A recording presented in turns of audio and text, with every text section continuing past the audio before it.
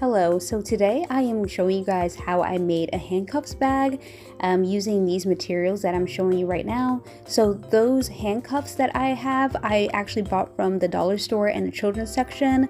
And then I have this chain that I got from, I think the pet section of a grocery store as well.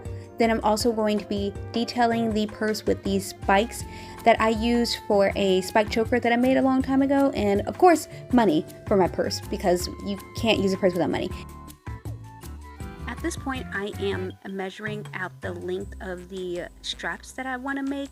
What I'm going to do is I'm going to fold them over, cut them into size, because what's going to happen is I will be folding them over to add a screw in between them just to hold them in place.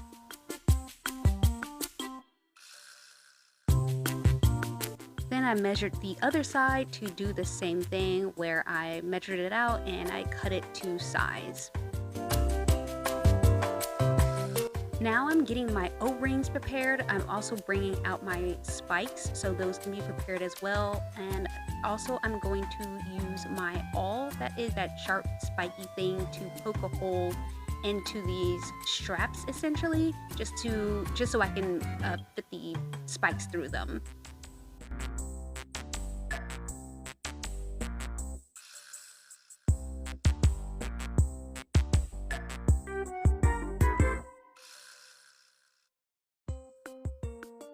I'm gonna be honest with you, this awl was not working out, and I think at one point I just decided to switch to scissors to poke out the hole because it made the hole bigger and I could slip the spikes through that hole more effectively than using that awl.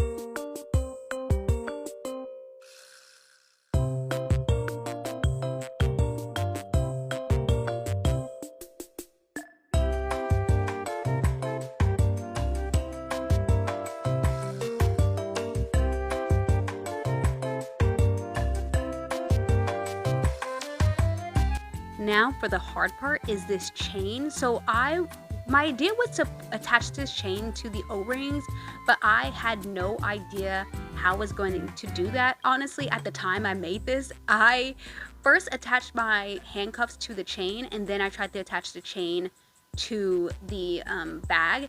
And I don't know, man, you'll see. It just gets really difficult. And like, I think at one point I had to cut off this video because I was literally struggling with attaching the chain part to the bag part, because I guess I needed some other type of plier, but it wasn't working. Like, I was like, oh no. And when I say in literal real time, I was trying to attach this chain to this bag for like literally 45 minutes before I cut off my camera and just was like, I'm just gonna do it off camera. And I was still struggling 30 minutes after I turned off my camera. It was just ridiculous. So here's like some beginner footage of me like struggling with this O-ring at the beginning of the chain, and like I'm showing you like, oh, maybe I should do one of the links then, but that didn't work either. I don't know, man. This was like this, it was easy at first, and then it got to this part and it was like just really, really difficult, which looking back on it was kind of hilarious, but at the time I was so frustrated because I think that the next morning I had to go to work and I was like, I need to finish it tonight. I need to finish it tonight. I did not think it was gonna take me that long, but yes, that's me struggling with the chain, and yeah, and I will eventually just turn off my camera and just show you guys the final results. So this is the final product. I'm really happy with how it came out. I actually filmed the video for the DIY portion of this months ago, so I have worn this already a couple of times, and I do like it. I like how it came out. I was worried that it wouldn't come out good, or like I was worried that it would come out in a way that like I didn't like it personally, and if it did happen that way, I would never post this video. But I like how it came out. It's very edgy. I like the detailing. I will say that next time, well, not next time because I'm not going to make this again, but I will say I'm going to replace the handcuffs to this with actual handcuffs. Ones, I didn't know you could buy real ones. I thought like that's something that you have to get specialized, but you can buy real ones. And maybe I'll buy like some puffy pink ones. I don't know. Maybe I'll buy some like fetish ones, but not for like fetish reasons, but just to like put on my back to make it look cool. But yeah, I really like how it came out.